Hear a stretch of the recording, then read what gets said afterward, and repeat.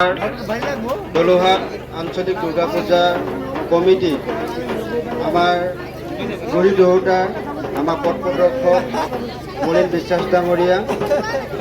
Doluhat chambers সমাজৰ আমাৰ অতি শ্ৰদ্ধাৰ পল্লৱ সোণা ডাঙৰিয়া আমাৰ মাজত উপস্থিত থকা আমাৰ দলুহাট এই কমিটিখনৰ সভাপতি সম্পাদকৰ লগতে বিষয়ববীয়াসকল আৰু এই বিসৰ্জন কাৰ্যসূচীত অংশগ্ৰহণ কৰিবলৈ অহা শ্ৰদ্ধা ৰাইজ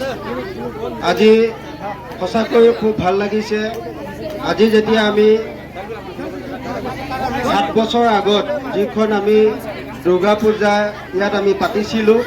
সেই দুৰ্গা পূজাখনৰ লগত আৰু আজি এই দুৰ্গা পূজাখনৰ লগত সঁচাকৈ আকাশ পাতাল পাৰ্থক্য। গতিকে খুব সুন্দৰভাৱে গোটেই পেণ্ডেলৰ পৰা ধৰি পেলাই যিসকল ভকত বৈষ্ণৱ দুৰ্গা মাৰ দৰ্শন কৰিবলৈ আহিছে সকলোকে কমিটিৰ সদস্যসকলে যি ধৰণে আপ্যায়ন কৰিলে, মই বিশেষকৈ এই পূজা কমিটিৰ সভাপতি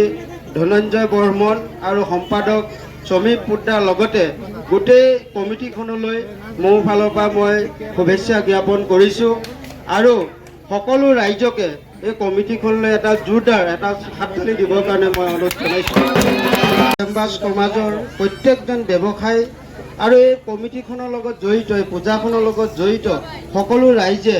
যি ধৰণে কমিটিখনক যি ধৰণে আশীৰ্বাদ মৰম দান দক্ষিণা দি পেলাই যি ধৰণে পূজাখন পৰিচালনা কৰাত সহায় কৰিলে, যিসকলে ইয়াত বৰঙণি আগবঢ়ালে, আমি এই মা দুৰ্গাৰ ওচৰত এটাই প্ৰাৰ্থনা কৰিছোঁ তেখেতলোকে যাতে এনেধৰণে আৰু দান কৰিব পৰা তেখেতলোকক যাতে মায়ে দিয়ে তাকেই কামনা কৰিছোঁ। সময় প্ৰতি লক্ষ্য ৰাখি খুব কমকৈ ক'বলৈ যিহেতু দিছে ইয়াকে কৈ মই মোৰ চমু বক্তব্য সামৰণি মাৰিছোঁ। ধন্যবাদ।